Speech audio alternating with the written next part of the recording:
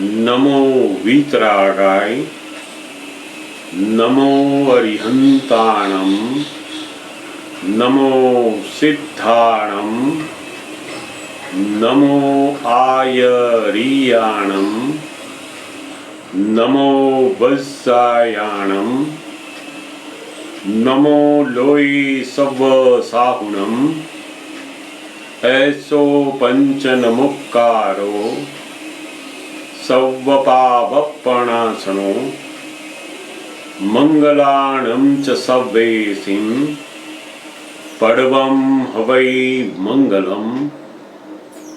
ओम नमो भगवते वासुदेवाय। ओम नमः शिवाय।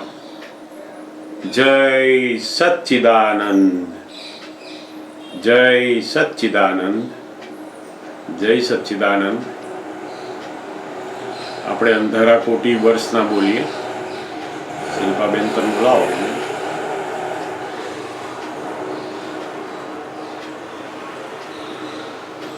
હા, જય સચ્ચિદાનંદ। જય સચ્ચિદાનંદ। દેવોને આવાહન। અંધારા કોટી વર્ષના પડસાટમાં ઉલેચશે સંકોટ કિરણ જ્ઞાન અભેદના જ્યોતિ સ્વરૂપે પ્રગટશે 33 કોટી દેવી દેવતા શાંતિ કાજે આવજો। સામાયિક શુદ્ધ આત્મની જ્ઞાની અપૂર્વ લાવશે। વાણી દાદા ભગવાનની તીર્થંકરો સાંભળે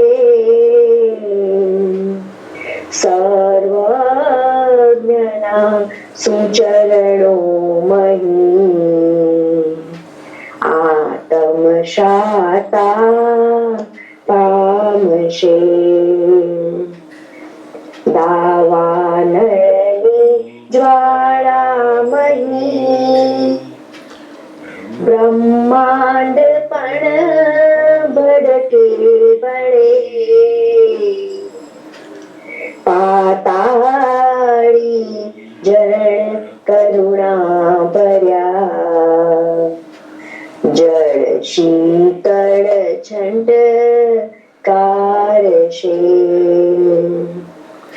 અમૃતવાણી ભગવાનની જળ શીતળ ઘડી ઠારશે। ચરમ 24 સામટી જય સચ્ચિદાનંદ જ્ઞાની તે।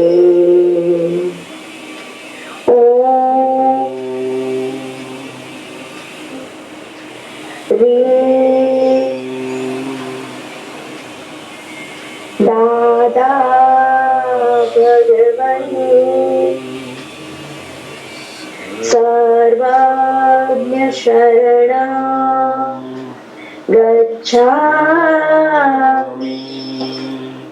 Recording in progress.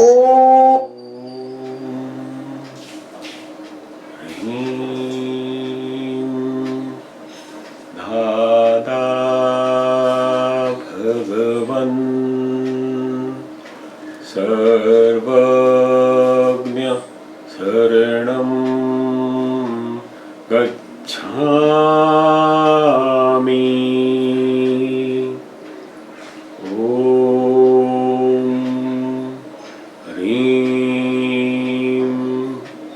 दादा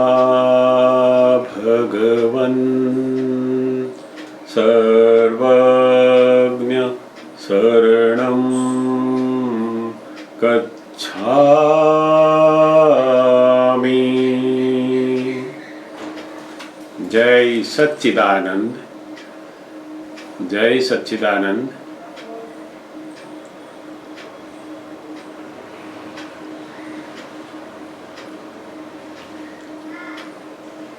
આજે પર્યુષણનો બીજો દિવસ.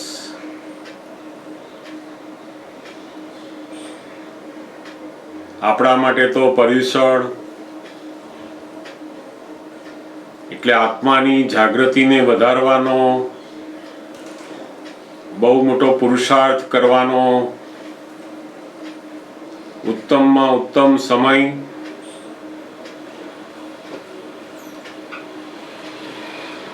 પર્યુષણ પર્વના નિમિત્તે આપણે દ્રઢ નિશ્ચયી બનીએ છીએ કે આ દિવસોની અંદર આપણે બિલકુલ કશાયો ના થાય અને વિતરાગ ભગવંતોએ બતાવેલા પ્રતિક્રમણ થી એટલી બધી ભૂલો દૂર થાય જેથી કરીને આપણે આપણા અનંત સુખને માણી શકીએ. આજના સમયમાં દરેક વ્યક્તિને સંજોગોના દબાણથી પોતાના જીવનમાં કંઈ ને કંઈ જાત જાતની બધી ભૂલો થયેલી હોય છે અને એ ભૂલો પોતાના મનની અંદર નિરંતર ડંખ્યા કરતી હોય છે. ઘણા બધા સાચા પુરુષોને પણ પોતાની બિલકુલ ઈચ્છા ન હોવા છતાં પણ સંજોગોના કારણે એવી ભૂલોમાં પોતાનું જીવન જ્યારે અંદર આવી જાય છે ત્યારે એને બહુ ડંખ્યા કરે છે કે મારાથી આવું કેમ થઈ ગયું, કેમ થયું, મને આવી ઈચ્છા નહોતી, આવું કરવું નહોતું છતાં થઈ ગયું. આવા બધા ડંખ પોતાના મનની અંદર હંમેશા અંદર રહેતા હોય છે જ્યાં સુધી પોતે પોતાની ભૂલોને ભૂંસવા માટેનું કોઈ વિતરાગી સાધન પ્રાપ્ત થાય નહીં ત્યાં સુધી પોતાનું જે મન છે, પોતાનું જે ચિત્ત છે એ શુદ્ધ બનતું નથી. અને જ્યારે જ્યારે વ્યક્તિ કોઈ પણ ધર્મની આરાધના કરતો હોય ત્યારે સતત એનું મન અંદર ડંખ્યા કરતું હોય છે. આવી બધી જ જીવનની દરેક ભૂલોને ધોવા માટે વિતરાગ ભગવંતોએ, જ્ઞાની પુરુષોએ સૌથી ઉત્તમમાં ઉત્તમ જે સાધન બતાવ્યું તે છે આલોચના, પ્રતિક્રમણ ને પ્રત્યાખ્યાન. આજના સમયમાં મોટા ભાગે જે લોકો પરંપરાથી ચાલી આવતા ધર્મોની અંદર પ્રતિક્રમણ કરતા હોય છે તેમાં તો ફક્ત પ્રતિક્રમણની ગાથાઓ પોતે સાંભળે છે અને પરંપરાથી ચાલ્યા આવતા પ્રતિક્રમણોથી પોતાના એક પણ દોષ પોતાના કશાય બિલકુલ ઓછા થતા નથી. જેમ ભગવાને કહેલું કે કપડું ધોવા માટે તમે સર્ફ એક્સેલ પાવડર લાવો અને નાખી કપડાને પલાળો, કલાક રવા દો, પછી આવી રીતના ધોવો. બધી મેથડ બતાવી. તો લોકોએ ભગવાને જે શબ્દમાં મેથડ બતાવેલી એ જ મેથડ શબ્દો ગાયા કરે છે અને એને જ પોતે કપડાને ધોયા, પ્રતિક્રમણ કર્યું એવું માને છે. ભગવાને જે શબ્દમાં મેથડ બતાવેલી એ પોતે ખરેખર કપડાને ધોવા માટેની જે પુરુષાર્થ કરવાનો હતો એ તો બાકી રહી ગયો. રોજ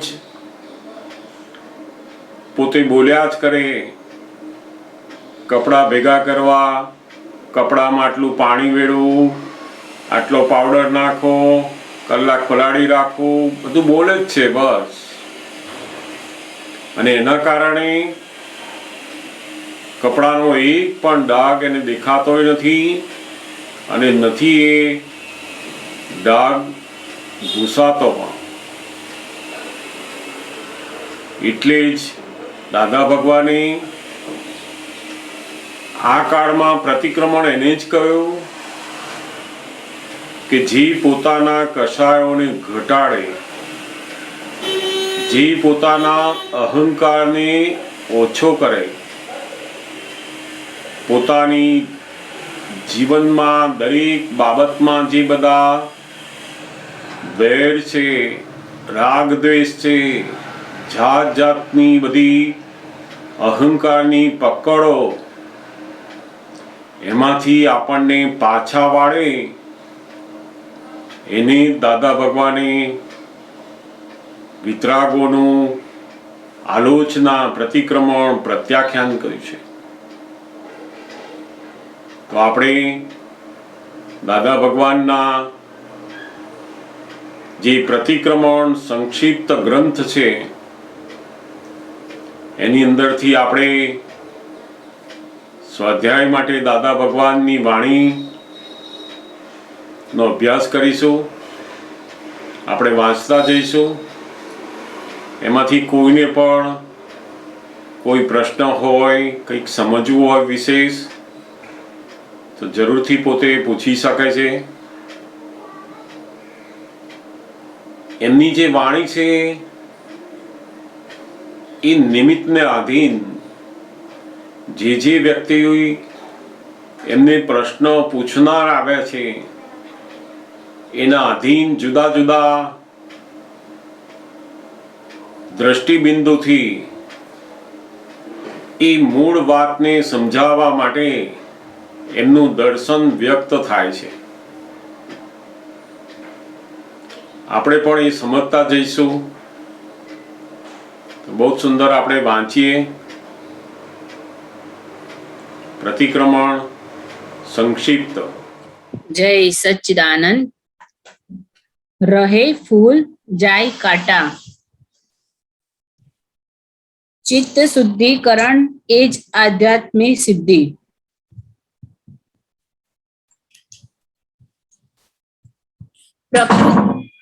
પ્રકૃતિ ક્રમણથી ઊભી રહે છે પણ અતિક્રમણથી ફેલાય છે. ડાબા બાળા બધુંય અને પેલું પ્રતિક્રમણથી બધું ફેલાયેલું છે ઓછું થઈ જાય અને એટલે એને ભાન આવે. એટલે મારે શું કહેવાનું છે કે અત્યારે કોઈ જગ્યાએ દર્શન કરવા માટે ગયા ને ત્યાં લાગે કે આપણે ધાર્યા હતા જ્ઞાની અને નીકળ્યા છે તો દોડી.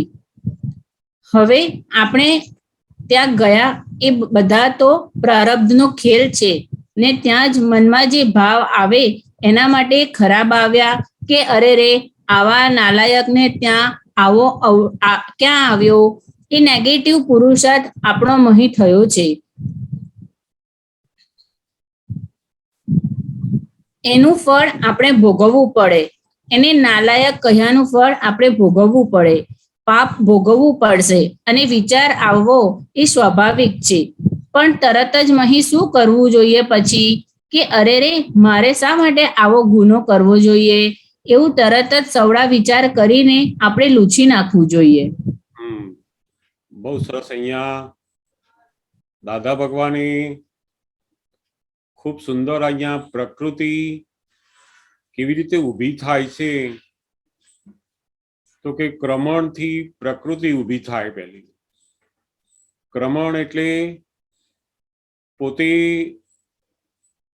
અજ્ઞાનતાથી કરતા થાય છે અને એ કરતાપણાથી આખી પ્રકૃતિ ઊભી થઈ ગઈ. પણ એ પ્રકૃતિની અંદર પાછું જે અતિક્રમણ કરીએ છીએ એ અતિક્રમણથી આખી પ્રકૃતિની અંદર જેમ બધી ડાળીઓ, ફૂલ, પાંદડા એ બધું ફેલાય છે. પછી અતિક્રમણ એ આખી પ્રકૃતિની અંદરની બીજી બધી ડિઝાઇન એ દેખાડે છે. આખું અહંકાર ઉભા થયા પછી અહંકારની શું શું વિશેષતા છે હવે તો કે એ બધી પેલા જેટલા અતિક્રમણો થાય છે એનાથી પોતાની આખી પ્રકૃતિ નો વિસ્તાર થયા કરે છે.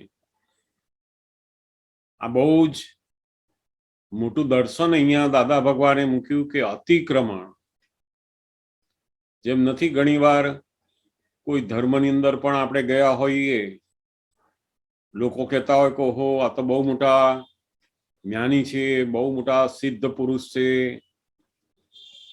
અને અનેક લોકો પણ જતા હોય, બધું જોતા હોય આપણે, અને આપણે પણ અંદર લોકોનું જોઈ અને આપણે પણ અંદર માની લીધું કે ઓહો બહુ બહુ મોટા પુરુષ છે, મારે પણ એમનો લાભ લેવો છે.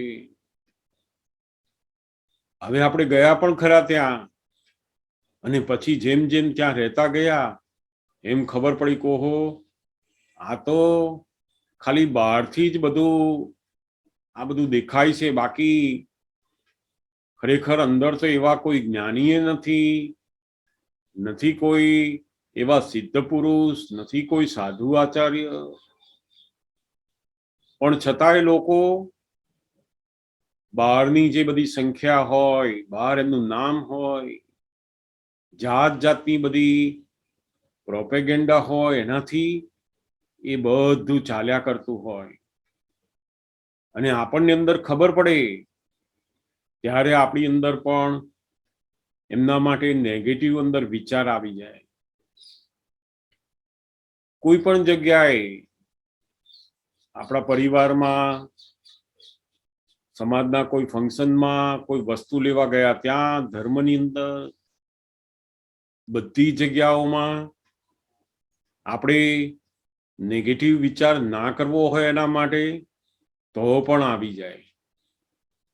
આપણને ખબર છે કે આ માણસ જુઠ્ઠું નથી બોલતો, પણ છતાંય અંદર વિચાર આવી જાય કે આ તો જુઠ્ઠું બોલે છે લાગે છે. અને એ જે બીજાના માટે કંઈ પણ નેગેટિવ વિચાર આવ્યો કે તરત જ આપણને એનો ગુનો લાગુ પડે છે. એ જે પાપ કર્મ બંધાય છે ત્યાંથી કે આપણને એનો દ્વેષ થયો, એના ઉપર શંકા ગઈ, એ પેલું અતિક્રમણનું જે પાપ શરૂ થયું ત્યાં. તો અહીંયા દાદા ભગવાન કહે છે કે આ વિચાર આવવા એ તો સ્વાભાવિક છે. આપણે શું માનીએ છીએ કે મને આવા વિચાર ના આવવા જોઈએ, પણ એ તમારા હાથમાં નથી. આ વિચાર મનની અંદર એના વિશે નેગેટિવ આવ્યો એ સ્વાભાવિક છે, એમાં ગભરાવાની જરૂર નથી કે મને કેમ આમના માટે એકદમ નેગેટિવ વિચાર આવે છે, મને કેમ આવું થાય છે, એ સ્વાભાવિક છે. એ વિચાર આવવો એ ગુનો નથી, પરંતુ એ વિચાર આવ્યા પછી એને આપણે ભૂંસી નાખતા નથી, ત્યાં દાદા ભગવાન કહે છે કે આ ગુનો કરો છો, તમારે એને લૂછી નાખવું જોઈએ. તો કે તરત જ બીજો સવડો વિચાર કરો કે ના, આ તો પ્રારબ્ધના અધીન હું અહીંયા આવ્યો છું, અને એ પણ જે કરી રહ્યા છે એ એમના જ પ્રારબ્ધના અધીન કરી રહ્યા છે, એમાં એ ગુનેગાર છે જ નહીં. આપણો નેગેટિવ વિચારને આપણે લૂસી નાખ્યો, એને દાદા ભગવાન કહે છે કે અહીંયા તમારો પુરુષાર્થ રહેલો છે. આ પેલો વિચાર આવવો એ ભગવાન ગુનો નથી ગણતા, પણ તમે વિચાર આવ્યા પછી એને લૂસતા નથી, એની ભગવાન ગુનો ગણે છે. બહુ જ સુંદર વાત અહીંયા આ દાદા ભગવાન અહીંયા મૂકે છે કે આમાં બહુ ધ્યાન રાખવા જેવું છે. તો એમાંય ઘણી વાર આપણા મનમાં કોઈ પણ જાતના બીજા વિચારો આવી જાય નેગેટિવ, એટલે એ સ્વાભાવિક છે. નેગેટિવ વિચાર બંધ કરી દો એવું તો બધાય જાણે છે. મારે આવા વિચાર ના કરવા જોઈએ. મેં આટલું જ્ઞાન જાણું છું, આટલું સમજુ છું, છતાંય મને કોઈના પણ માટે આવા કેમ વિચાર આવે છે? તો એ સ્વાભાવિક છે. એ તો પણ વિચાર આવ્યા પછી આપણે જે લૂસવાનું કામ કરવાનું છે ને, એ બિલકુલ થતું નથી. અને ત્યાં દાદા ભગવાન કહે છે કે આ મોટામાં મોટો પુરુષાર્થ આપણે અહીંયા આચરવા જેવો છે કે આનું કામ કરો, હવે લૂસવાનું કામ. વાંચો. હા, મહાવીર ભગવાનને સંભાળીને કે ગમે તેને સંભાળીને, દાદાને સંભાળીને પ્રતિક્રમણ કરી લેવું જોઈએ કે અરે રે, એ ગમે તેવો હોય, મારા હાથે કેમ અવળું થયું? સારાને સારું કહેવામાં દોષ નથી, પણ સારાને ખોટું કહેવામાં દોષ છે, અને ખોટાને ખોટું કહેવામાં એ દોષ બહુ છે, જબરજસ્ત દોષ. કારણ કે ખોટો એ પોતે નથી, એના પ્રારબ્ધે એને ખોટો બનાવ્યો છે. એ ખોટો નથી. પ્રારબ્ધ એટલે શું? એના સંજોગોએ એને ખોટો બનાવ્યો. એમાં એનો શો ગુનો? અહીં સ્ત્રીઓ બધી જતી હોય, તેમાં કોક આપણને કહે કે આ પેલી જોને વેશ્યા અહીં આવી છે, ક્યાં બેઠી છે, એવું તે કહેશે. એટલે આપણે એને લીધે વેશ્યા કહી. એ ભયંકર ગુનો આપણને લાગે. એ કહે છે કે સંજોગોથી મારી આવી સ્થિતિ થઈ છે, તેમાં તમારે આવું બધું ગુનો માથે લેવાનું શું કરવા કરો છો? તમે શું કરવા ગુનો કરો છો? હું તો મારું ફળ ભોગવું છું, પણ તમે ગુનો કરો છો પાછો. વેશ્યા તેની મેળે થઈ છે, સંયોગોએ બનાવી છે. કોઈ જીવ માત્રને ખરાબ થવાની ઈચ્છા જ ન થાય, સંજોગો જ કરાવડાવે બધા, અને પછી એની પ્રેક્ટિસ પડી જાય છે. શરૂઆત એને સંજોગો કરાવડાવે છે. પ્રશ્ન કરતા અહીંયા દાદા ભગવાનનું આખું જે દર્શન છે, એમની જે સમજ છે એ ક્યાં છે? તો કે આ દુનિયામાં ખોટું કરનારા માણસો ખોટું કરે છે, પણ આપણે એને એવું જોઈએ છે કે આ ખોટું કરે છે, એમાં આપણે બંધાઈએ છીએ.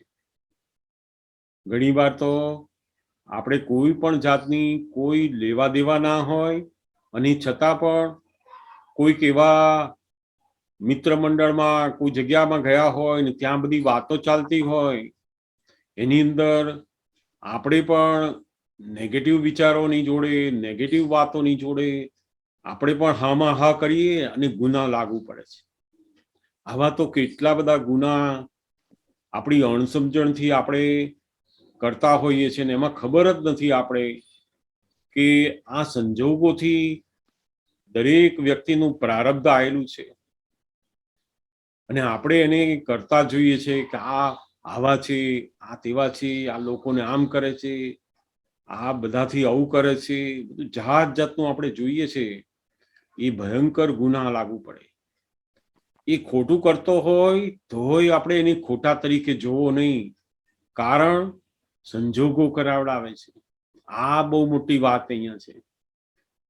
સંજોગો કરતા છે, એ દ્રષ્ટિ જો સ્થિર થતી જશે ને, તો પછી પેલા કોઈને દોષિત જોવાનું જે છે અંદર, એ નીકળતું જશે, અને છતાંય દેખાઈ જાય છે. તો ત્યાં આગળ દાદા ભગવાન કહે છે એ ગુના થાય તરત જ એને લૂછી નાખો, ધોઈ નાખો. એમ કરતા કરતા પેલું આ સંજોગો એની પાસે કરાવડાયા છે, એટલે દોષિત જોતા બંધ થઈશું આપણે એને. બહુ જ સુંદર. અને આ ગુનાઓ કેવા છે તો કે ઘણા બધા ગુનાઓ તો એટલા બધા મોટા ભારે ગુનાઓ આપણે કરીએ છીએ ને કે એનાથી કેટલા બધા પોતાની ધર્મના મોક્ષે જવાના જબરજસ્ત અંતરાયો પડે છે. અને પછી એનું ફળ આપણી અંદર જ આવે છે, આપણા જ જીવનની અંદર આવી છે. પણ એ ક્યારે ખબર પડે તો કે જ્યારે જ્ઞાની મળે, જ્ઞાનીની દ્રષ્ટિ આપણને પ્રાપ્ત થાય ને ત્યારે આ બધું સમજણ પડતી જાય. પછી બહુ સુંદર વાત અહીંયા મૂકી. પ્રશ્ન કરતા, જેને જ્ઞાન નથી તેઓ અમુક પ્રકારના જ દોષો જોઈ શકે? દાદાશ્રી, એ બસ એટલું જ, દોષની માફી માંગતા શીખો એવું ટૂંકમાં કહી દેવું. જે દોષ તમને દેખાય તે દોષની માફી માંગવાની, અને તે દોષ બરાબર છે એવું ના બોલશો ક્યારે પણ, નહીં તો ડબલ થઈ જશે. ખોટું કર્યા પછી ક્ષમા માંગી લ્યો. પ્રશ્ન કરતા, જેણે જ્ઞાન લીધું નથી એને પોતાની ભૂલો દેખાય છે તો એ કેવી રીતે પ્રતિક્રમણ કરે? દાદાશ્રી, જ્ઞાન ના લીધું હોય પછી એવા માણસો હોય છે, થોડા જાગૃત માણસો, કે જે પ્રતિક્રમણને સમજે છે. એ તે કરે એટલે બીજા લોકોનું કામ જ નહીં, પણ પ્રતિક્રમણ શબ્દનો અર્થ આપણે એને પશ્ચાતાપ કરવાનું કહેવાનું. પ્રતિક્રમણ કરવાથી શું થાય છે કે આત્મા એના રિલેટિવ ઉપર પોતાનું દબાણ આપે છે. કારણ કે અતિક્રમણ એટલે શું થયું કે રિયલ ઉપર દબાણ આપે છે. જે કર્મ એ અતિક્રમણ છે અને હવે એમાં ઇન્ટરેસ્ટ પડી ગયો તો ફરી ગોબો પડી જાય. માટે આપણે ખોટાને ખોટું માનીએ નહીં ત્યાં સુધી ગુનો છે. એટલે આ પ્રતિક્રમણ કરાવવાની જરૂર છે. પ્રશ્ન કરતા, અહીંયા દાદા ભગવાન આ પ્રતિક્રમણ કરવાથી શું થાય છે તો કે આત્મા એનું જે રિલેટિવ ઉપરનું જે દબાણ છે ને એ દબાણ એને ઓછું કરી આપે છે. રિલેટિવ ઉપરનું દબાણ એટલે શું તો કે પોતાનો જે અહંકાર આખો વધારેલો છે એ નોર્મલ થતો જાય છે. એનાથી વધારે પડતો જે પેલો ગુનાવાળો અહંકાર થયેલો છે એનાથી આત્મા ઉપર જબરજસ્ત દબાણ આવેલું છે.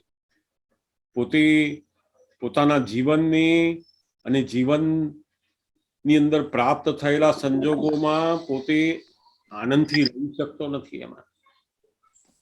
એટલે આ પ્રતિક્રમણ જેમ કરે ને એમ પેલું રિલેટિવ ઉપર જે દબાણ આવે એટલે અહંકાર ઓછો થતો જાય, ઘટતો જાય, નોર્મલ થતો જાય. અતિક્રમણ એ પેલા અહંકારને વધારે છે, વધારે છે, વધારે છે. અને એ જ અતિક્રમણ શું છે તો કે એક જાતનું કર્મ બાંધી આપે છે, વેરનું. અને પછી ધીમે ધીમે એ આપણા પ્રકૃતિની અંદર એક ગોબો પડી જાય, એટલે એવી ટેવ પડી જાય પ્રકૃતિ નાખી. જેમણે જ્ઞાન નથી લીધું એવા પણ ઘણા માણસો હોય કે એમને પણ મોટા મોટા દોષો તો દેખાતા જ હોય એમની. પછી ઘણી વાર લોકો કહે ને કે ભાઈ આ બધાય કહે છે કે આ વસ્તુ ખોટી છે, તમે એમની પાસે જઈને માફી માંગી લો એટલે પતી જાય. એમ તમે આવું બોલ્યા છો એ કઈ સારું ના કહેવાય. તમારો દીકરો છે, દીકરી છે, વહુ છે, તો તમારે એમની પાસે માફી માંગી લેવી જોઈએ. આટલી માફી માંગવાથી તમારા જીવનના પ્રોબ્લેમ જો સોલ્વ થતા હોય તો શા માટે નથી કરતા? જેમણે જ્ઞાન નથી લીધું એવા પણ ઘણા માણસો હોય, એમને પણ આ વસ્તુ સમજાતી હોય છે. પણ ફરક શું પડે છે તો કે પેલું પોતે અજ્ઞાન દશામાં છે માટે અહંકારના પક્ષમાં બહુ જ રહ્યા કરે, જલ્દી છોડે નહીં. જ્યારે આપણને હું શુદ્ધાત્મા છે એવું ભાન થયા પછી આપણે નિષ્પક્ષપાતી થયા, એટલે અહંકારનો પેલો પક્ષ લેતા બંધ થઈ ગયા, બુદ્ધિનો પક્ષ લેતા બંધ થઈ ગયા. એટલે તરત જ આપણે નાના બાળક જોડે પણ ભૂલ કરી હોય ને તોય આપણે માફી માંગીએ. કેમ તો કે પેલો અહંકારનો જે પક્ષ હતો ને એ તૂટી ગયો અહીંયા. એટલે એટલો ફરક પડે. પેલાને ખબર પડે ખરી પણ એ માફી માંગવા જલ્દી જાય નહીં. એટલે બહુ એ પોતે પણ કરી શકે. જ્ઞાન ના લીધું હોય છતાં પણ આ પોતાની ભૂલનો પોતે પશ્ચાતાપ કરી શકે છે, અને એ પશ્ચાતાપ કરવાથી આખું આ જે રિયલ ઉપર, આત્મા ઉપર જે દબાણ આવેલું છે, પોતે અંદર દુઃખી થઈ રહ્યો છે ને, એ ખલાસ થવા માંડે છે. પછી એ બહુ સરસ વાત અહીંયા દાદા ભગવાન મૂકી કે આ શું કામ કરે છે પ્રતિક્રમણ અહીંયા. સરસ. પ્રશ્ન કરતા આપણાથી અતિક્રમણ થઈ ગયું, એનું હું પ્રતિક્રમણ કરું, પણ સામો મને માફ ના કરે તો? દાદાશ્રી, સામાનું જોવાનું નથી. તમને કોઈ માફ કરે કે ના કરે તે જોવાની જરૂર નથી. તમારામાંથી આ અતિક્રમણ સ્વભાવ ઉડી જવો જોઈએ. અતિક્રમણના વિરોધી છો એવું થવું જોઈએ. પ્રશ્ન કરતા અને ભાવિસાબેન શું પૂછે છે? આપણે ગુરુ પૂર્ણિમાને દિવસે કેવું એક અલગ મહત્વ હોય છે, એવું પર્યુષણમાં પ્રતિક્રમણનું કઈ અલગ મહત્વ હોય છે કે આપણે રેગ્યુલરમાં કરીએ એ, અને આમાં કઈ અલગ હોય છે? આમાં કેમ પર્ટિક્યુલર પ્રતિક્રમણનું અલગ મહત્વ બતાવ્યું છે એ મને જાણવું હતું. બરાબર. આની અંદર કેવું છે, આમ તો ખરેખર આ પર્યુષણ એ આત્માની આરાધના કરવા માટેના ઉત્તમ દિવસો માનવામાં આવે છે. એક ધર્મની અંદર પોતાની પ્રગતિ કરવા માટેનો એક પુરુષાર્થ કરવાનો એક સમય નક્કી કર્યો છે, અને આ નક્કી કરેલું હોય ને એટલે બધાની અંદર એક જાતનું વાતાવરણ ઊભું થાય, અને અંદર એવું થાય કે ઓહો, આપણે પણ આવું ધર્મનું કંઈક કરીએ. ખરેખર તો પોતાની જિંદગીના દરેક સમયની અંદર આનું મહત્વ છે. કઈ ફક્ત પર્યુષણ માટે જ આપણે આ વાંચીએ ને સમજીએ ને પ્રતિક્રમણ કરીએ એવું કઈ મહત્વ નથી, પણ સૌથી વધારે ભગવાન મહાવીર અને 24 તીર્થંકરોની અંદર સૌથી અગત્યનું જે લોકોના માટેનું આધ્યાત્મિક સાધન હોય ને, તો એ આ પ્રતિક્રમણ છે. દાદા કહેતા ને કશું ના આવડે ને, પણ આ પ્રતિક્રમણનું જો એ સમજી જાય, આલોચના, પ્રતિક્રમણ, પ્રત્યાખ્યાન, તો ઘણા બધા દોષો એના ઘટાડી શકે છે. એને જ્ઞાન ના હોય, કશું ના હોય ને છતાંય સમજણ પડતી ગઈ કે આ બધું અતિક્રમણ કહેવાય, અને એનું પ્રતિક્રમણ કરવાનું, પ્રાયશ્ચિત કરવાનું, પસ્તાવ કરવાનું, તો એની બહુ મોટો આધ્યાત્મિક પ્રગતિ કરવાનો માર્ગ મળી ગયો કહેવાય. સામાન્યપણે આ પર્યુષણ પર્વની અંદર તો જે લોકો જૈન લોકો છે એ લોકો તો કલ્પસૂત્રનું વાંચન કરતા હોય, અને એમાં મહાવીર ભગવાને જે આ પ્રતિક્રમણ વિશેનું અંદર માર્ગ મૂક્યો છે એ માગધી ભાષામાં એ લોકો ગાતા હોય. પ્રતિક્રમણ સૌથી વધારે આ સમયમાં લેવામાં આવે છે, કારણ કે જ્યાં સુધી નર્યા અતિક્રમણના દોષો એટલા બધા ઢગલા બંધ છે ને, ત્યાં સુધી ધર્મની કોઈ પ્રગતિ કરી શકતું નથી. ઇવન આપણા જ્ઞાન લીધેલા મહાત્માઓને પણ ગમે તેટલી બધી સરસ સરસ વાતો જાણતા હોય, આજ્ઞા ધર્મ બધું, પણ રોજ જો પોતાના દિવસ દરમિયાનના અતિક્રમણનો ઢગલો થયા કરતો હોય ને, અને પ્રતિક્રમણ થાય નહીં, તો પછી ધીમે ધીમે ધીમે પોતાની જે જાગૃતિ છે ને એ મંદ બનતી જાય છે. એટલે સૌથી મોટું કહેવાય ને કે પુરુષાર્થનું સાધન જે છે ને એ આ આલોચના, પ્રતિક્રમણ ને પ્રત્યાખ્યાન છે. એટલે એને વિશેષ આ સમયમાં લેવામાં આવે છે કે આને જો બધા સમજે તો બહુ મોટી પ્રગતિ કરી શકે એમ છે. દાદા ભગવાને વિતરાગોએ જુદા જુદા ધર્મના અંદર પણ આનું સૌથી વધારે મહત્વ એટલે જ મૂક્યું છે કે જ્યાં સુધી પોતાના આ જે બધા દોષો છે અતિક્રમણના એ ઓછા નહીં થાય, ત્યાં સુધી એનો અનુભવ દશા આવતા આવતા બહુ મુશ્કેલ થશે. એ ગમે તેટલું એનું દર્શન ઊંચું હોય, સમજણ ઊંચી હોય, પણ એ દર્શનને પોતે ચારિત્રમાં લાવવા માટે, જ્ઞાનમાં લાવવા માટે આ જે અતિક્રમણના દોષો છે ને એમાંથી બહાર નીકળવું પડે. એની સામે જબરજસ્ત પેલો પ્રતિક્રમણનો પુરુષાર્થ મૂકે ત્યારે પેલો અનુભવ એને દેખાતો જાય છે. એટલે સૌથી ધર્મની અંદર સૌથી પ્રગતિ માટેનું સાધન હોય ને એ આ આલોચના, પ્રતિક્રમણ અને પ્રત્યાખ્યાન. એટલે જ આ પર્યુષણ પર્વમાં બીજી બધી વાતો કરતા સૌથી વિશેષ આના ઉપર ધ્યાન અપાય છે. સમજાયું ને? પ્રશ્ન કરતા અને સામાને દુખ્યા કરતું હોય તો? દાદાશ્રી, સામાનું કશું એ જોવાનું નહીં. તમે અતિક્રમણના વિરોધી છો એવું નક્કી થઈ જવું જોઈએ. અતિક્રમણ તમારે કરવાની ઈચ્છા નથી. અત્યારે થઈ ગયું એને માટે પસ્તાવો થાય છે અને હવે તમને એવું ફરી કરવાની ઈચ્છા નથી. પ્રતિક્રમણ તો આપણે એ અભિપ્રાય કાઢી નાખવા માટે કરવાનું છે. આપણે એ મતમાં રહ્યા નથી એવું કાઢવા માટે કરવાનું છે. અમે આ મતમાં વિરુદ્ધ છીએ એવું દેખાવા માટે પ્રતિક્રમણ કરવાનું છે. શું સમજાયું તને? પ્રશ્ન કરતા જો એ નિકાલી હોય તો પછી પ્રતિક્રમણ શા માટે? દાદાશ્રી, બધું જ નિકાલી છે, એકલું જ નહીં, બધું જ નિકાલી છે. પ્રતિક્રમણ તો અતિક્રમણ કરે એટલું જ છે, તે પ્રતિક્રમણ કરવાનું, બીજું નહીં. અને ના કરીએ તો આપણો સ્વભાવ કશો ના બદલાય, એવો ને એવો જ રહે ને. તને સમજાયું કે ના સમજાયું? નહીં તો વિરોધી તરીકે જાહેર નહીં થાય તો પછી એ મત તમારી પાસે રહેશે. ગુસ્સે થઈ જાઓ તો આપણે ગુસ્સાના પક્ષમાં નથી એટલા માટે પ્રતિક્રમણ કરવાનું છે. નહીં તો ગુસ્સાના પક્ષમાં છીએ એવું નક્કી થઈ ગયું અને પ્રતિક્રમણ કરો તો આપણને ગુસ્સો ગમતો નથી એમ જાહેર થયું કહેવાય. એટલે એમાંથી આપણે છૂટા થઈ ગયા, મુક્ત થઈ ગયા. આપણે જવાબદારી ઘટી ગઈ. આપણે એના વિરોધી છીએ એવું જાહેર કરવા માટે કઈ સાધન તો હોવું જોઈએ ને. ગુસ્સો આપણામાં રાખવો છે કે કાઢી નાખવો છે? પ્રશ્ન કરતા એ તો કાઢી નાખવો છે. દાદાશ્રી, જો કાઢી નાખવો હોય તો પ્રતિક્રમણ કરો.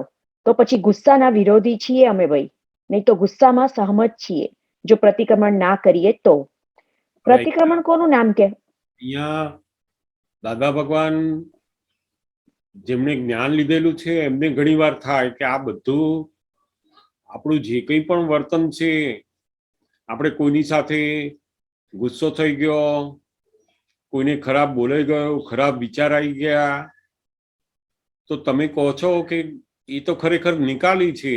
આપણે જે બીજ નાખેલા એનું પ્રારબ્ધ ફળ રૂપે આવ્યું છે આજે, તો એમાં આપણો શો દોષ હવે? ત્યારે દાદા ભગવાન કહે છે કે ના, આ પ્રતિક્રમણ એ તમારો આજનો જે વોટ છે અંદર, એમાં તમારે વિરોધી તરીકે હવે દેખાડવું પડશે. પહેલા આપણે અંદર જ્યારે બીજ નાખ્યું ને ત્યારે એની અંદર સહમત હતા કે આપણે આવું કરીએ તો જ લોકો સુધારે. એ જે સહમતતા અંદર હતી એટલે આજે એવું વર્તન બહાર આવ્યું છે. હવે આજે એ વર્તન થાય ત્યારે આપણે પેલી સહમતિ આપણી જે હતી, આપણો ઓપિનિયન હતો ને, એ એમાંથી પાછો ખેંચી લઈએ છીએ આપણે. અને તે પણ આ પ્રતિક્રમણ એ પોતાનો જે આત્માનો સ્વભાવ છે, શુદ્ધાત્માનો, એને કઈ લેવા દેવા નથી. પણ એ શુદ્ધાત્માના સ્વભાવમાં તો કશું ફેરફાર થવા જ નથી. તમે પ્રતિક્રમણ કરશો કે નહીં કરો, બંનેમાં પોતાનો જે આત્માનો સ્વભાવ છે એ તો બિલકુલ ફેરફાર થવા નથી. પણ એનો જે અનુભવ છે તમારો, એ સ્વભાવને તમારો જે અનુભવ કરવો છે એમાં તમને પેલી અસરો રહ્યા કરશે. એકવાર આમ કોઈની જોડે ગુસ્સે થયા હોય ને, અથવા કોઈની જોડે કંઈ પણ અથડામણ થઈ હોય, પછી આપણે નવરા બેઠા નહીં એટલે અંદર અંતસ્કરણ આપણું પકડાઈ જાય કે મારે આવું કરવાનું હતું, આવું નહોતું કરવાનું, અને આમ કર્યું ના કર્યું. અંતસ્કરણ શું ચાલ્યા કરે? તો કે પેલા પડઘા પડ્યા કરે અંદર બધા. જેમ કોઈ કામવાળા જોડે, કોઈ કસ્ટમર જોડે, ઘરની અંદર, ઓફિસોમાં, કોઈની પણ સાથે કંઈ પણ વાણીની અથડામણ થઈ, કશું બોલાચાલી થઈ, એકબીજા માને ના માને, ને એમાં જેવા આપણે છૂટા પડીએ ને એકલા રહીએ ને કે તરત જ પેલું અંતસ્કરણ અંદર ચાલ્યા જ કરે. એ શું સમજે છે એના મનમાં, મેં આવું બોલ્યો જ નહોતો પણ મને કેમ આવું કહે છે, માને જ દર વખતે આ કે અંતસ્કરણ આખું એમાં જકડાઈ જાય છે. હવે એ અંતસ્કરણ ત્યાં જકડાઈ ગયું માટે દાદા ભગવાન કે તારા આત્મ સ્વભાવમાં ફેરફાર નહીં થાય, પણ તારું અંતસ્કરણ અત્યારે શું અનુભવ કરે છે, તો કે અશાંતિ અનુભવ કરે છે. તારું જે અનંત સુખ છે એ તને અત્યારે આવવા દેતું નથી, તને અશાંતિ અનુભવ કરાવે છે. તો એ અશાંતિ ને તારે જો કાઢવી હોય હવે તો એના માટે આ પ્રતિક્રમણ મૂક્યું છે. ગુસ્સો જે છે એને હવે કાઢવો છે કે ગમે છે, તો કે કાઢવો છે. તો જે વસ્તુ આપણે કાઢવી હોય ને એમાંથી આપણી સહમતિ પહેલા કાઢી લેવાની. આપણે એના પક્ષના નથી એવું આપણે જાહેર કરવું પડે. જેમ આપણે 4 ફ્રેન્ડ હોય અને એ લોકો કંઈક એવો ગુનાવાળું કામ કરતા હોય અને આપણે પણ જોડે હોઈએ, તો જ્યારે ગુનો પકડાય ત્યારે કેટલા જણને પકડે, તો કે બધાને પકડે. 4 જણનું નામ આવે, 4ને પકડે. તો આપણે કહીએ કે ભાઈ મારી તો બિલકુલ મેં કશું કર્યું નથી, તો કે ના પણ તમે એમની જોડે હતા ને, તમે એમાં સહમત રહ્યા, એને પણ જ્ઞાની ગુનો ગણે છે.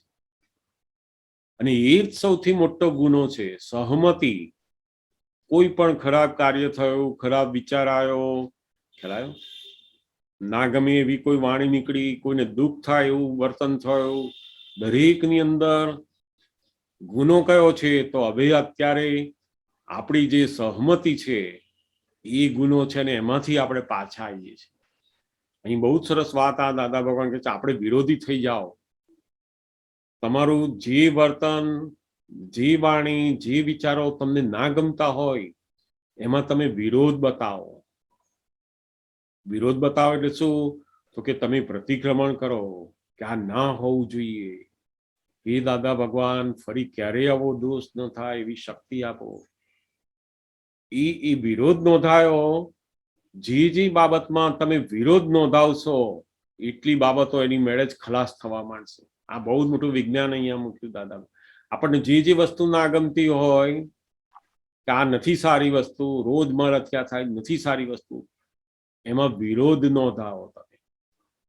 આપણે તો શું કરીએ, તો કે એનો બિલકુલ વિરોધ નોંધાવતા નથી અને રોજ કહીએ છીએ કે મારે તો જો આવું થઈ જાય છે, મારે તો જો થઈ જાય છે, એટલે બંધ થતું નથી.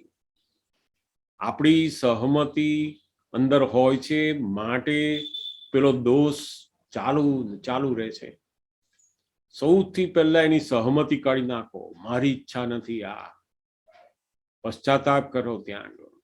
અને પછી ધીમે ધીમે જેવું તમે પશ્ચાતાપ કરશો, પ્રતિક્રમણ કરશો ને એટલે આખું અંતસ્કરણ એકદમ ઠંડુ થતું જશે. બધું જે બધા ઊંધા સ્પંદનો થયેલા ને એ બંધ થતા જશે. બહુ સરસ વાત કરી. અહીંયા પ્રતિક્રમણ કોનું ના, હું મનીષાબેન ને કઈ પૂછવું છે. જય સચિદાનંદ. તમે સહમતિની વાત કરી, એ આપણે રાગ, દ્વેષ, ગમવું, અણગમવું એ બધાની સાથે લાગુ પડે ને?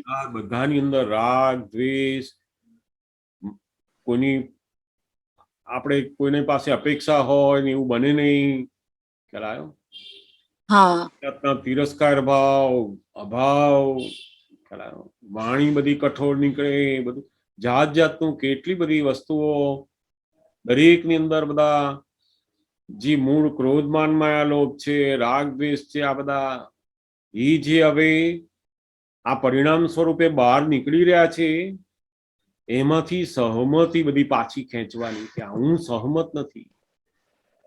પોતે પોતાનો દોષને જાહેર કરવું. જેમ આપણને કોઈ કહે ને કે તમે ઘરમાં આવું શા માટે બોલ્યા, આવું બોલવાની કઈ જરૂર નહોતી, તો તરત જ આપણે શું કરવું જોઈએ, તો કે એ સહમતિ પાછી ખેંચો કે હા ભાઈ તારી વાત બરાબર છે, મારે આવું ના બોલવું જોઈએ.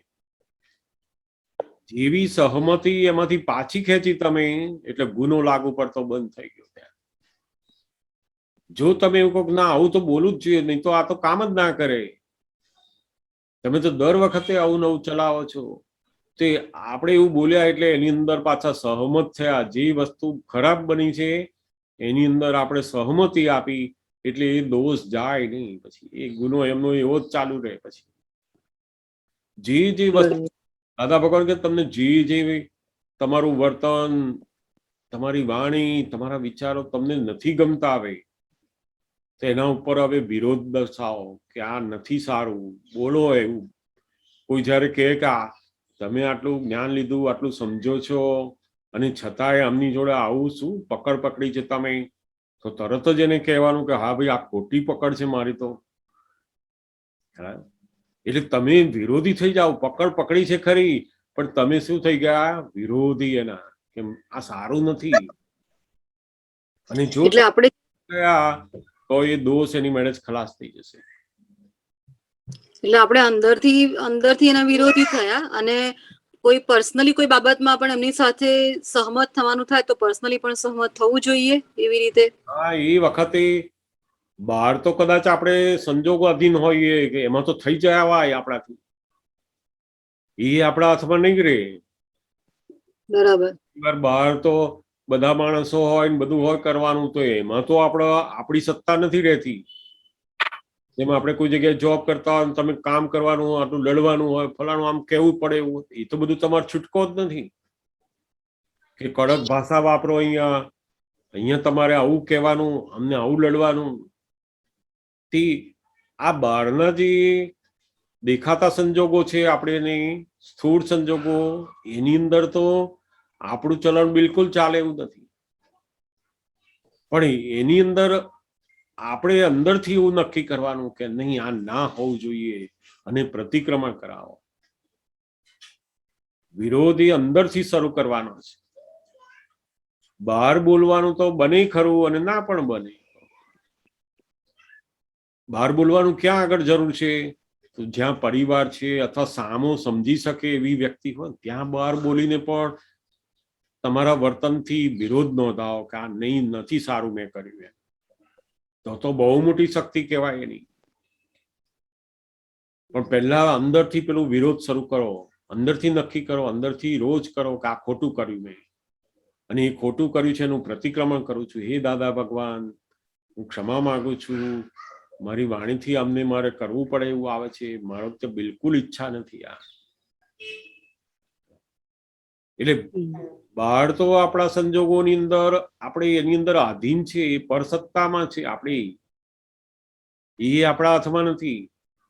પણ અંદરનું પેલું ફેરવવાનું તમારા હાથમાં છે. તમારી સહમતિ કાઢ નાખો કે આ કરવા જેવું નથી. હવે મારે હવે કર્મના બંધનોમાંથી છૂટવું છે, મને એવો માર્ગ મળ્યો છે, મને જ્ઞાનીનું દર્શન મળ્યું છે, તો મને હવે આ પ્રતિક્રમણથી છૂટતા જવું છે. આમાં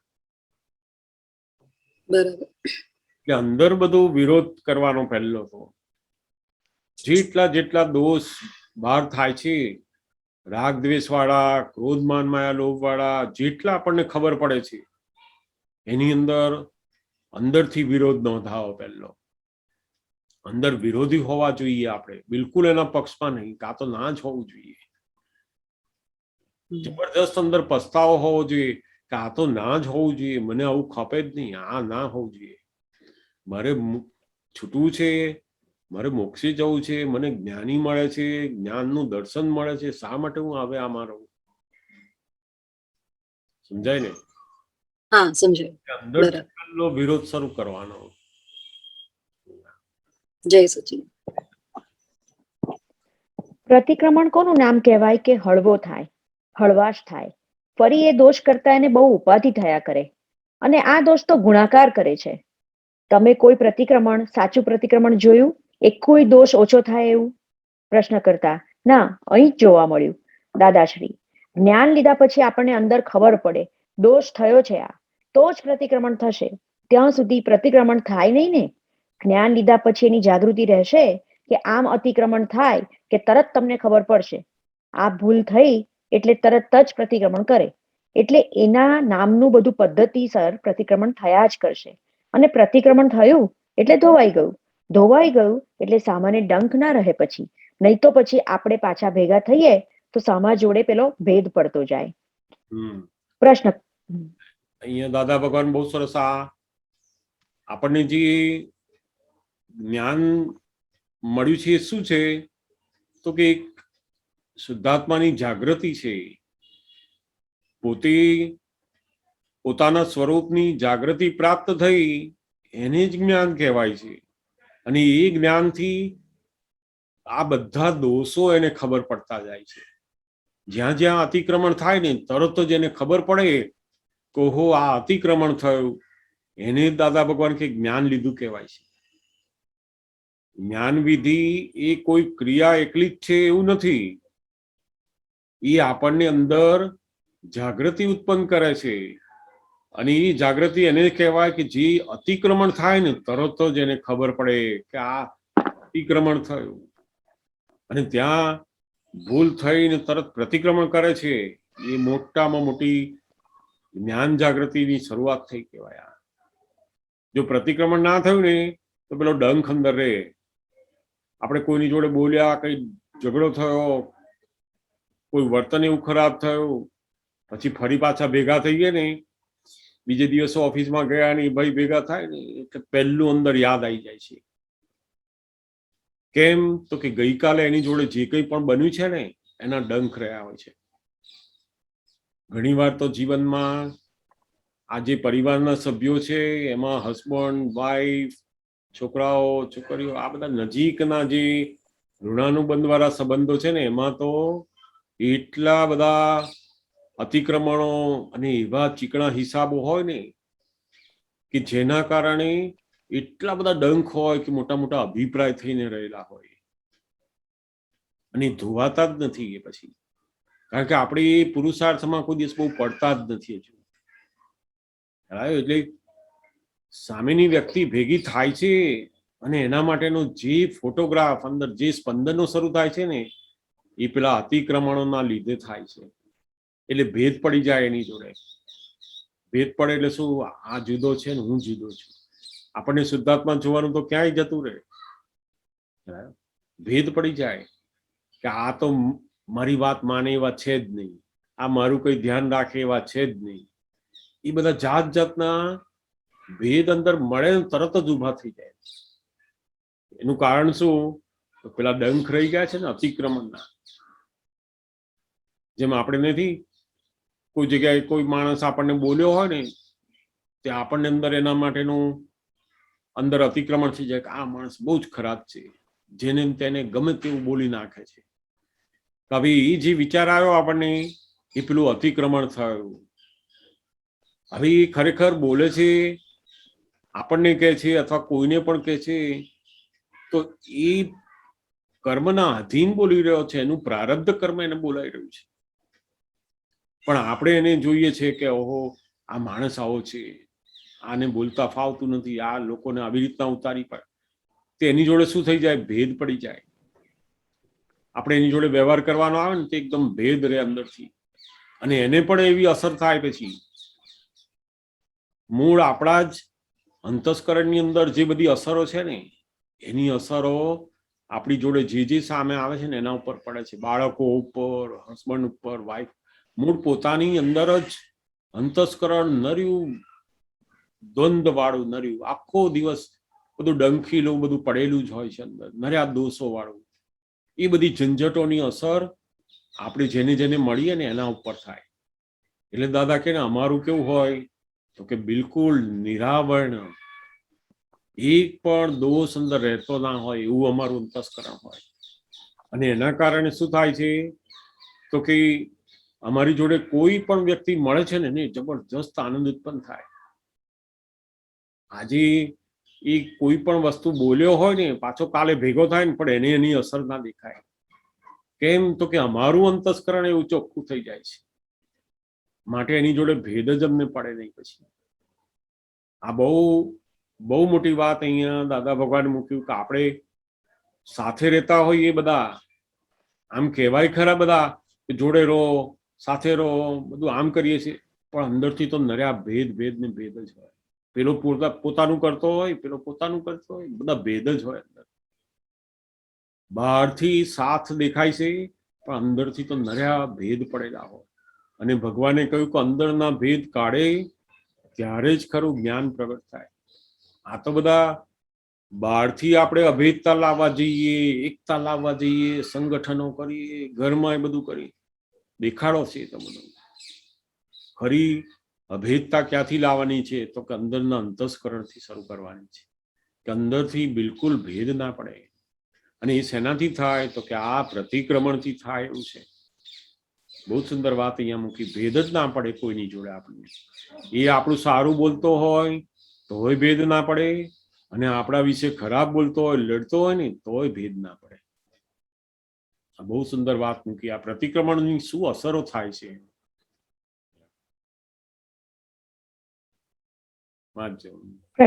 પ્રશ્ન કરતા, અમારા પાપ કર્મ માટે અત્યારે કેવી રીતે ધોવું? દાદાશ્રી, પાપ કર્મના તો જેટલા ડાઘા પડ્યા એટલા પ્રતિક્રમણ કરવા. એ ડાઘ કઠણ હોય તો ફરી ધો કરવો, ફરી ધો કરવો. પ્રશ્ન કરતા, એ ડાઘ જતો રહ્યો કે નહીં, જતો રહ્યો કે નથી જતો રહ્યો, એ ખબર કેવી રીતે પડે? દાદાશ્રી, એ તો મન ચોખ્ખું થાય ને તો ખબર પડી જાય. મોઢા પર મસ્તી આવે. તમને ખબર ના પડે ડાઘ જ જતો રહેલો? કેમ ના પડે? વાંધો શું આવે છે? અને ના ધોવાય તોય આપણને વાંધો નથી. તું પ્રતિક્રમણ કરને, તું સાબુ ઘાલ્યા જ કરજે ને. પાપને તું ઓળખે છે? પાપને તું ઓળખે છે ખરો? પ્રશ્ન કરતા, દાદાની આજ્ઞા ના પડાય એટલે પાપ? દાદાશ્રી, ના, એવું નહીં. એને પાપ ના કહેવાય. સામાન્ય દુઃખ થાય એ પાપ. કોઈ જીવને, એ પછી મનુષ્ય હો કે જાનવર હો કે ઝાડ હો, ઝાડને આમ વગર કામના પાંદડા તોડ કરીએ તો એને દુઃખ થાય, એટલે એ પાપ કહેવાય. અને આજ્ઞા ના પડાય એ તો તમને નુકસાન થાય, તમને પોતાને જ નુકસાન થાય.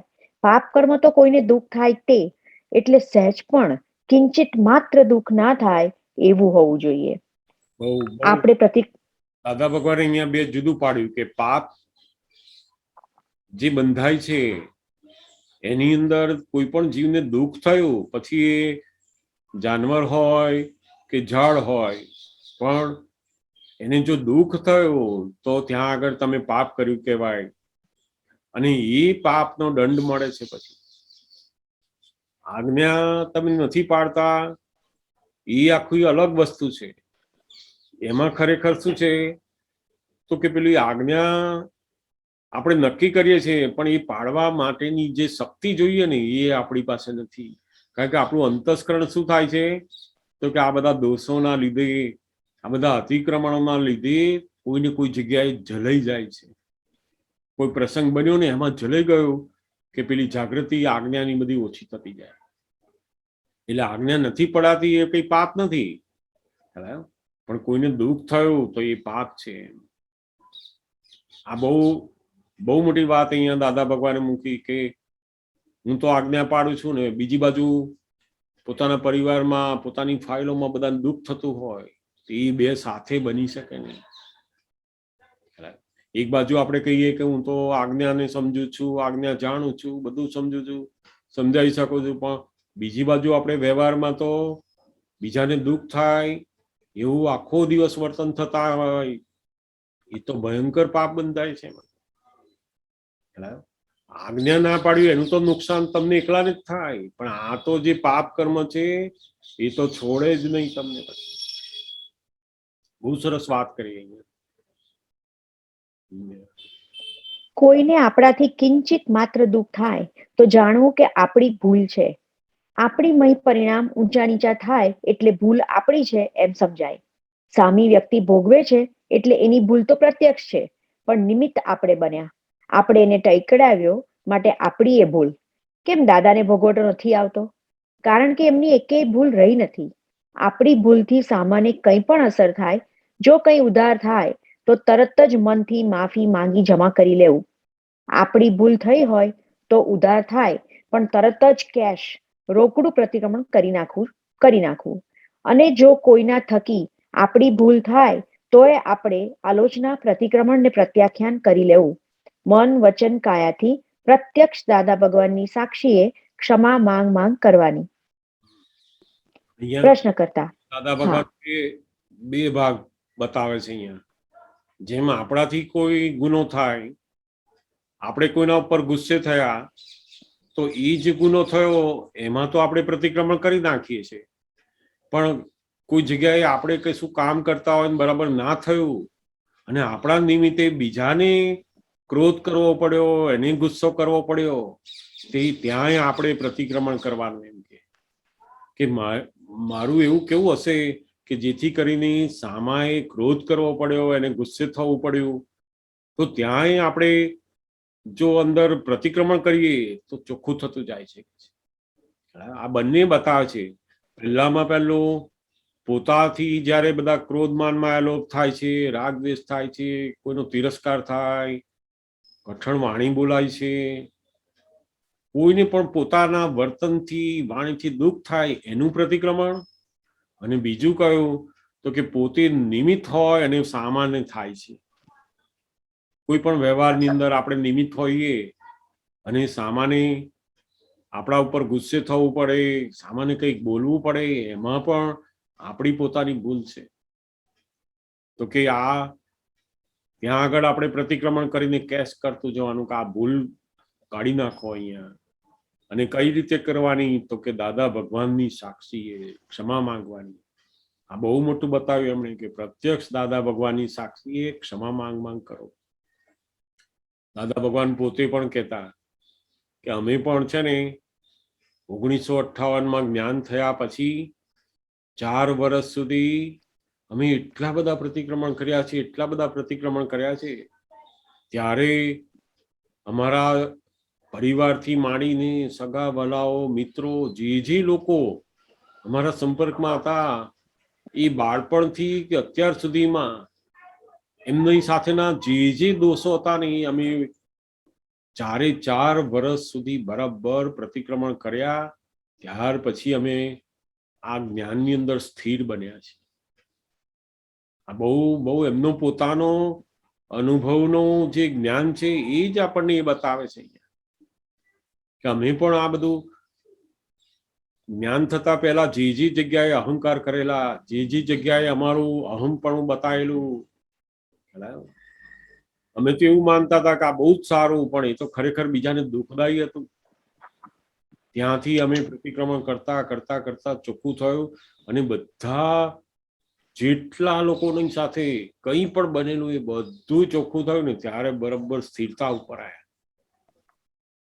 અને 58 થી 62 સુધી તો એમણે કોઈને કહ્યું જ પણ નથી કે અમને આવું જ્ઞાન પ્રાપ્ત થયું છે. એ 62 પછી એમની શરૂઆત થઈ અને નૈમિતિક રીતે આ ખુલ્લું થયું કે ઓહો એમને આવું જ્ઞાન પ્રાપ્ત થયું છે. પણ એ 4 વર્ષ સુધી મૌનપણે પોતે પોતાના જ્ઞાનથી જબરજસ્ત એમણે એટલું બધું ચોખ્ખું કરી નાખ્યું કે જગત એમને સ્વીકાર્ય કરવા માંડ્યા. પછી આ બહુ મોટી વસ્તુ છે. આ સરસ. પ્રશ્ન કરતા ક્રમિકના પ્રતિક્રમણ કરતા હતા ત્યારે મગજમાં કંઈ બેસતું ન હતું ને અત્યારે આ કરીએ છીએ તો હલકા ફૂલ થઈ જવાય છે. દાદાશ્રી: પણ એ પ્રતિક્રમણ જ ન હોય ને, એ તો બધા તમે અણસમજણથી ઊભા કરેલા પ્રતિક્રમણ. પ્રતિક્રમણ એટલે તરત દોષ ઘટવો જોઈએ, એનું નામ પ્રતિક્રમણ કહેવાય. આપણે ઊંધા ગયેલા તે પાછા ફર્યા, એનું નામ પ્રતિક્રમણ કહેવાય. આ તો પાછા ફર્યા નહીં ને ત્યાં જ છે, ત્યાંથી આગળ ગયા છે ઉલટા, એટલે એને પ્રતિક્રમણ કહેવાય જ કેમ કરીને? જ્યારે ગૂંચ પડવાની થાય ત્યારે દાદા અવશ્ય યાદ આવી જ જાય અને ગૂંચો પડે નહીં. અમે તો શું કહીએ કે આ ગૂંચો પાડીશ નહીં, અને ક્યારેય ગૂંચ પડી જાય તો પ્રતિક્રમણ કરજે. આ તો ગૂંચ શબ્દની તરત જ સમજણ પડે. આ લોકો સત્ય, દયા, ચોરી નહીં કરો એ સાંભળીને તો થાકી ગયા છે. ગૂંચ રાખીને સૂઈ ના જવું જોઈએ. ગૂંચમય પડી હોય તો તે ગૂંચ રાખીને સૂઈ ના જવું જોઈએ. ગૂંચનો ઉકેલ લાવવો જોઈએ. છેવટે કશો ઉકેલ ના જડે તો ભગવાન પાસે માફી માંગ કરીએ કે આની જોડે ગૂંચ પડી ગઈ છે, તે બદલની માફી માંગ કરું છું, તોય ઉકેલ આવે. માફી જ મોટામાં મોટું શસ્ત્ર છે. બાકી દોષો તો નિરંતર દોષો જ થયા કરે છે. સામાન્ય ઠપકો આપો. બહુ સરસ. દાદા ભગવાને એકદમ સરળ ભાષામાં લોકોને સમજાય, ગૂંચ પડવી. કોઈની પણ સાથે આપણે કંઈ પણ વ્યવહાર કરતા હોય ને, ગૂંચ પડી જાય. જેમ હસબન્ડ વાઈફ હોય ને ગૂંચ પડી હોય ને, તો પેલા એમનું કામ કર્યા કરે, મૌન મૌન, અને વાઈફ હોય એનું પોતાનું કામ કર્યા કરે. કેમ તો કે કોઈ બાબતની ગૂંચ પડી હોય ને, તે પછી ઉકલે નહીં એ ગૂંચ. હવે એને અંદર તો બધું બહુ થતું હોય, પણ એ ગૂંચ ઉકલે નહીં. એને ગૂંચ ખબર પડી જાય કે આ ગૂંચ પડી ગઈ છે આમની જોડે બિલકુલ એ પેલા આઈને ઉભા રહેતા રે, ત્યાંથી ખસી જાય. આપણે જાણી જઈએ કે આ ગૂંચ પડી છે આમની જોડે. એ ગૂંચ શબ્દ દાદા કે જલ્દી લોકોને ખબર પડે. આપણે કોઈને કહીએ દયા, શાંતિ રાખો, ક્ષમતા રાખો, એ બધું કશું ખબર પડતી નથી. કોઈની પણ જોડે જો ગૂંચ પડીને આપણે સુઈ ગયા ને, તો એ તો બહુ મોટી અજાગૃતિ કહેવાય કે છે. આપણે ગૂંચ ઉકેલી નાખવાની, ને કશું બહારથી કદાચ ના ઉકેલેવી હોય પણ અંદરથી ઉકેલી નાખવાની. કઈ રીતે? તો કે આપણે એની અંદર બેઠેલા ભગવાન પાસે માફી માંગવાની કે એની અંદર બેઠેલા હે શુદ્ધાત્મા ભગવાન, મારી વાણીથી, મારા વર્તનથી આ જે ગૂંચ પડી છે, માફી માંગુ છું આ દોષની, મને ક્ષમા કરો. આવી માફી માંગીને જો આપણે હોઈ ગયા ને, તો ઉકેલ આવવા માંડે કે છે.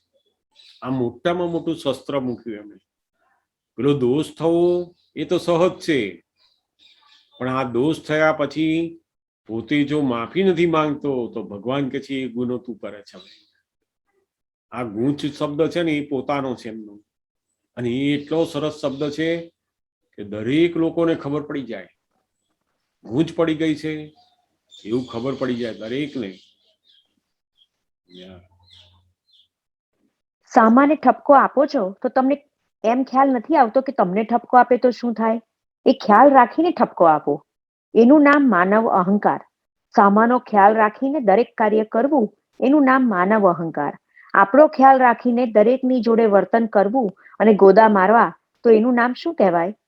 પ્રશ્ન કરતા પાશવી અહંકાર.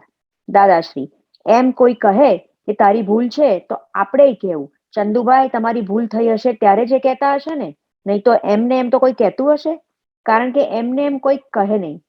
કંઈ ભૂલ હોવી ઘટે એટલે આપણે એમાં કહેવામાં જ વાંધો છો? ભાઈ તમારી કઈ ભૂલ હશે માટે કહેતા હશે, માટે માફી માંગી લો. અને ચંદુભાઈ કોઈને દુઃખ દેતા હોય તો આપણે કહેવું કે પ્રતિક્રમણ કરી લો બા, કારણ કે આપણે મોક્ષે જવું છે. હવે ગમે તેમ એ કરવા જઈએ તે ચાલે નહીં. બીજાના દોષ જોવાનો અધિકાર જ નથી, એટલે દોષની માફી, ક્ષમા, પ્રતિક્રમણ કરવું. પરદોષ જોવાની તો પહેલેથી એમને હેબિટ હતી જ ને, એમાં નવું છે જ નહીં. એ હેબિટ છૂટે નહીં એકદમ. એ તો આ પ્રતિક્રમણથી છૂટે પછી. જ્યાં દોષ દેખાયા ત્યાં પ્રતિક્રમણ કરો. Shoot on site.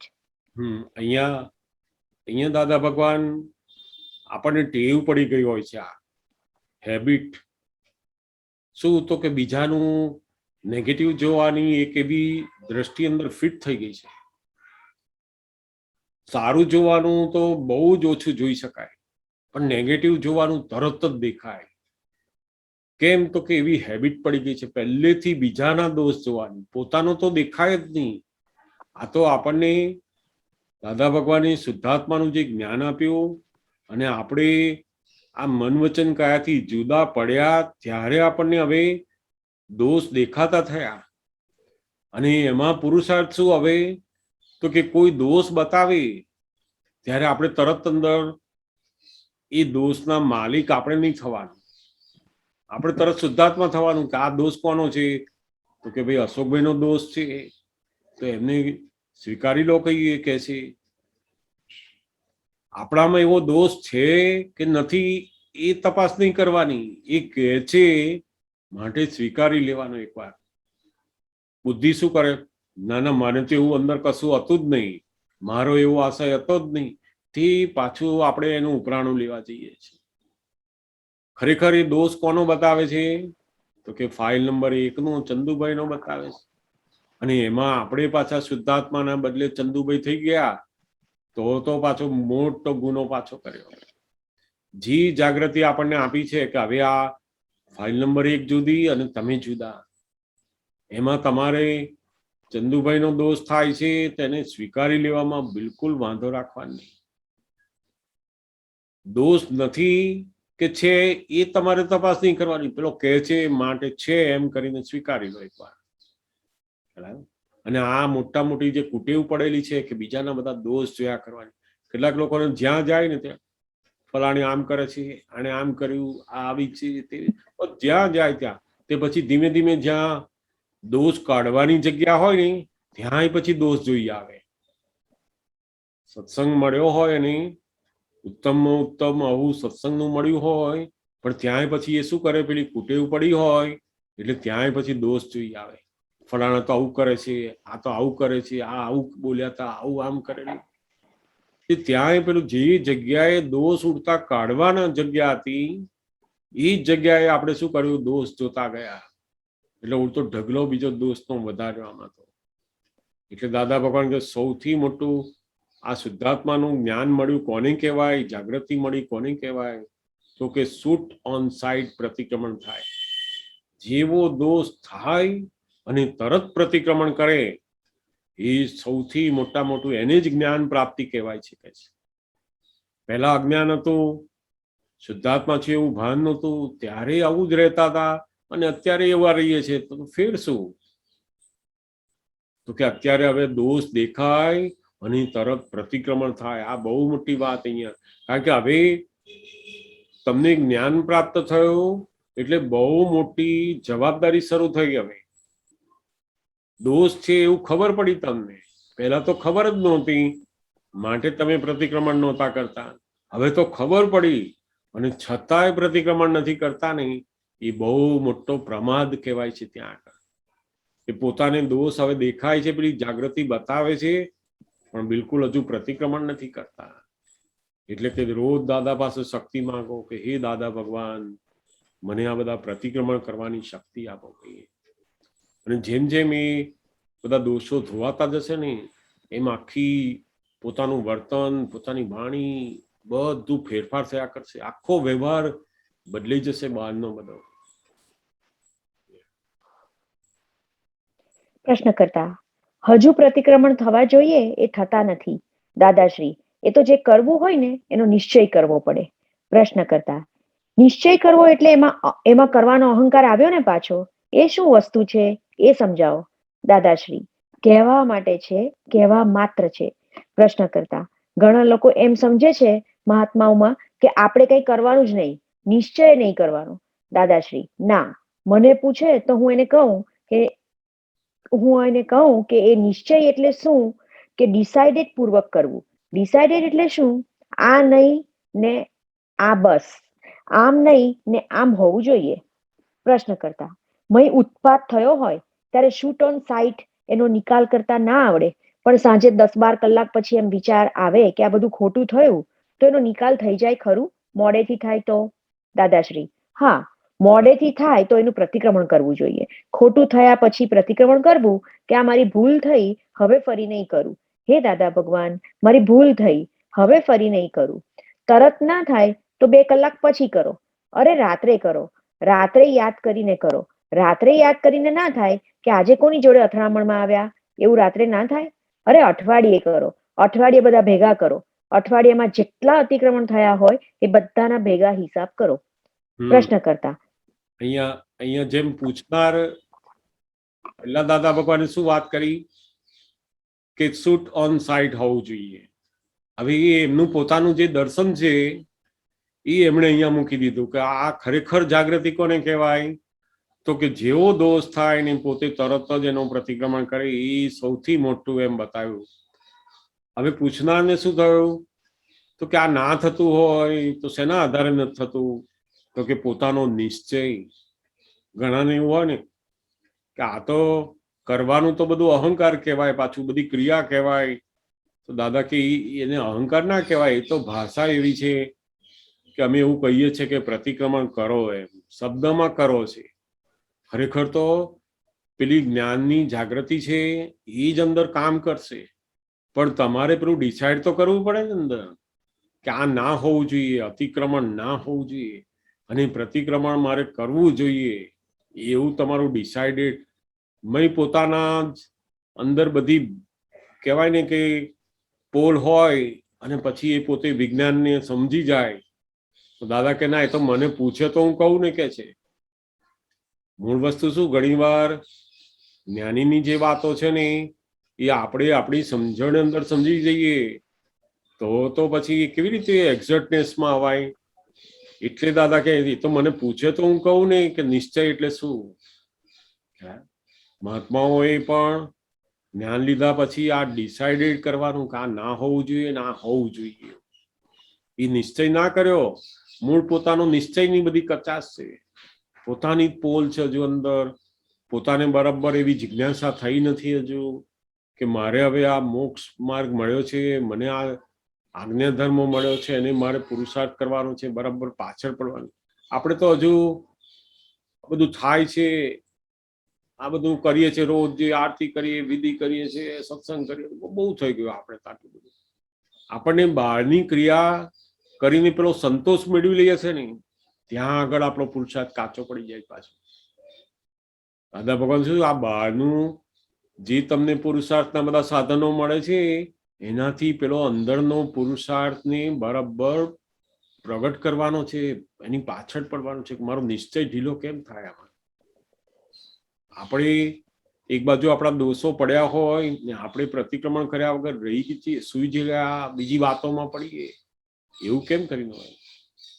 અમે લોકો તો ઘણી વાર જોતા કે દાદા ઘણી વાર આમ બેઠા હોય ને બધા મહાત્માઓ સત્સંગ કરતા હોય, પછી સત્સંગના બદલે કોઈક બીજી વાતોમાં ચડ્યા હોય ને, દાદા એ 5 મિનિટ 10 મિનિટ એમને એકલા બેઠા હોય, કશી જ વાત ના હોય સત્સંગની, તો એ પોતે 10 મિનિટની અંદર એમને જે પ્રતિક્રમણ બાકી હોય ને એ પોતાનું થઈ જતા હોય. એટલા બધા પુરુષાર્થી હોય, એમને કોઈ બહાર બીજી વાતોમાં ઇન્વોલ્વમેન્ટ કરવાની જરૂર નથી, એ બિલકુલ પોતાના પુરુષાર્થમાં પડી જાય છે. અને આપણને નવરાશ અંદરની તો બહુ જ મળે એવી હોય છે, પણ આપણે બહારથી જ એટલા બધા ઇન્વોલ્વ રહ્યા કરીએ છીએ ને કે પેલી અંદરની નવરાશ પણ આપણે ખોઈ નાખીએ ઘણી વાર. જેમ બધા વાતો કરતા હોય ને બધી કઈ ફલાણા દેશોની વાતો અને ફલાણા જગ્યાની વાતો અને વ્યક્તિઓની વાતો, બધી જાત જાતની વાતો ના વ્યવહારની અંદર આપણે શું કરીએ તો કે આપણો અંદરનો જે સ્પેર ટાઈમ છે પોતાનો એ પણ ખોઈ નાખીએ છીએ. એ ધીમે ધીમે અમને લોકોને પણ દાદા ભગવાન શીખવાડ્યું ને પછી ધીમે ધીમે એમાં પાક્કા થયા. આ ખોવાનું નહીં, મારે ક્યાં એવું આ બધી બહારની વાતોની કોઈ ફાઇલ જેવું છે જ નહીં, જરૂર છે નહીં, તો હું એટલો સમય મારા અતિક્રમણોને ધોવામાં કાઢું. એટલે ધીમે ધીમે ધીમે પેલું શૂટ ઓન સાઇટ પહેલા એમણે બતાવ્યું, પછી પેલા એ પૂછ્યું એટલે ધીમે ધીમે કહ્યું કઈ વાંધો નહીં, તને 2 કલાક પછી 4 કલાક પછી ખબર પડે તો એ વખતે કરજે, અને એટલું ખબર ના પડે તો 2 દાડે કરજે, અઠવાડિયે કરજે, રાત્રે યાદ કરીને કર. જેમ નથી કપડા ધોવાના રોજ કોણ ધુએ? અમેરિકામાં તો એ બધો ઢગલો ભેગો કરવાનો ને પછી આપણે સેટરડે સન્ડે આવે ત્યારે હામટું બધું ભેગું થાય ત્યારે ધોવાનું. એવું આમાંય, કારણ કે આ કાળના મોટા ભાગના જીવોને શું છે તો કે આ જ્યારે પોતાના દોષો કાઢવા માટેનો પુરુષાર્થ કરવાનો આવે ને ત્યારે એની અંદર બહુ નિશ્ચયમાં મંદતા આવે, એનો પુરુષાર્થ દ્રઢ થાય નહીં. એમાં કાળનો પ્રભાવ અને પોતાના કર્મનો પ્રભાવ છે. સંસારના કામો કરવા હોય ને તો ધડ ધડ કરે, એનું શરીર ઉઠીએ, દોડે, બધું કરે, 4 કલાક સુધી અકડ બેસીને મુસાફરી કરે બધું, પણ 1 કલાક બેસીને જો સામાયિક કરવાનું કે તો શરીર દુખે, આમ થાય, તો આરામ કરવો પડે. એમાં એની મંદતા આવીને ઉભી રહે. કેમ તો કે પેલું નિશ્ચયની કચાશ અને આ કર્મો અને કાળનો પ્રભાવ. એટલે ધીમે ધીમે ધીમે દાદા ભગવાને શું કર્યું તો કે આ કઈ વાંધો નહીં કે અઠવાડિયે કરજો, કે છે બધા ભેગા થાય અને પછી કરજો. વાંચો. પ્રશ્ન કરતા પણ એ તરત થવું જોઈએ ને દાદાશ્રી? તરત થાય એના જેવી તો વાત જ નહીં. આપણે ત્યાં તો ઘણા ખરા બધા શૂટ ઓન સાઇટ જ કરે છે, દેખો ત્યાંથી ઠાર કરો, દેખો ત્યાંથી ઠાર. પ્રશ્ન કરતા હું જયારે દાદાનું નામ લઉં કે આરતી કરું તોય મન બીજે ભટક્યા કરે, પછી આરતીમાં કઈ જુદું જ ગાવું. પછી લીટીઓ જુદી જ ગવાઈ જાય, પછી તન્મયાકાર થઈ જાઉં, વિચાર આવે એમાં તન્મયાકાર થઈ જવાય, પછી થોડી વાર રહીને પછી પાછો આવી જવું એમાં. દાદાશ્રી, એવું છે ને, તે દાડે પ્રતિક્રમણ કરવું. વિચાર આવે તો વાંધો નથી, વિચાર આવે ત્યારે આપણે ચંદુલાલને જોઈ શકતા હોય કે ચંદુલાલને વિચારો આવે છે, એ બધું જોઈ શકતા હોય તો આપણે ને એ બે જુદા જ છે, પણ તે વખતે જરાક કચાશ પડી જાય છે. પ્રશ્ન કરતા, જાગૃતિ જ નથી રહેતી તે વખતે. દાદાશ્રી, તે એનું પ્રતિક્રમણ કરી લેવું કે આ જાગૃતિ ના રહી તે બદલ પ્રતિક્રમણ કરું છું. દાદા ભગવાન ક્ષમા કરજો. પ્રશ્ન કરતા, પ્રતિક્રમણ કરવાનું બહુ મોડું યાદ આવે કે આ માણસનું પ્રતિક્રમણ કરવાનું હતું. દાદાશ્રી, પણ યાદ આવે ખરું ને. સત્સંગમાં વધારે બેસવાની જરૂર છે, બધું પૂછી લેવું પડે, ઝીણવટથી વિજ્ઞાન છે, બધું પૂછી લેવાની જરૂર. દોષ દેખાવા સહેલી વસ્તુ નથી, પાછા એકદમ અમે તો ઉઘાડ કરી આપીએ, પણ એની દ્રષ્ટિ હોય કે મારે જોવા છે તો દેખાયા કરે. એટલે પોતે જમવાની થાળીમાં હાથ તો ઊંચો કરવો પડે ને. એમને એમ કઈ જમવાનું મારા મોઢામાં જાઓ એવું ઈચ્છીએ એમ કઈ ચાલે? પ્રયત્ન તો હોવા જોઈએ ને.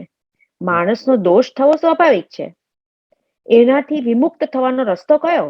એકલા જ્ઞાની પુરુષ જ એ દેખાડે પ્રતિક્રમણ. બરાબર.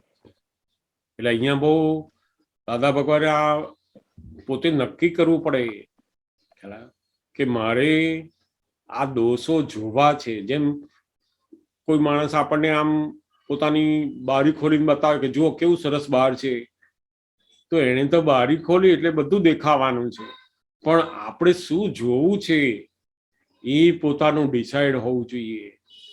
અને એ ડિસાઇડેડ હોય તો પેલું દેખાય આપણને. હું અહીંયા આ દોષ છે, અહીંયા આ દોષ છે, આ દોષ છે એવું દેખાય અને ત્યાં પ્રતિક્રમણ થાય.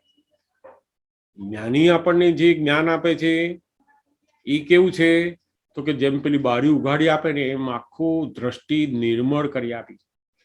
હવે નિર્મળ થયા પછી આ આખા મન વચન કાયાનું અંતસ્કરણનું બધું એને દેખાય છે હવે એને.